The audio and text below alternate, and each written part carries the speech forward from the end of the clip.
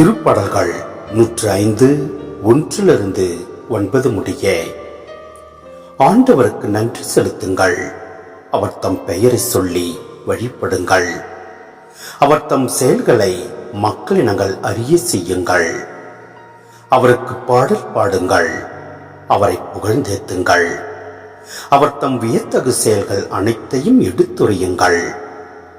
அவர் தம் திருப்பெயரை மாற்றிப்படுத்துங்கள். ஆண்டவரை தேடுவோரின் இதயம் அக்களிப்பதாக.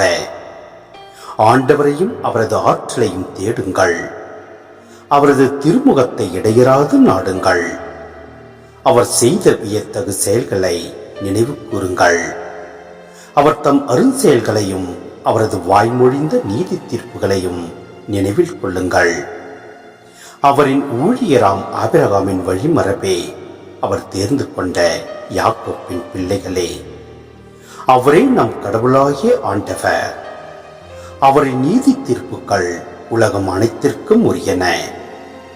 அவர் தமது உடன்படிக்கையை என்றென்றும் நினைவில் கொள்கின்றார்.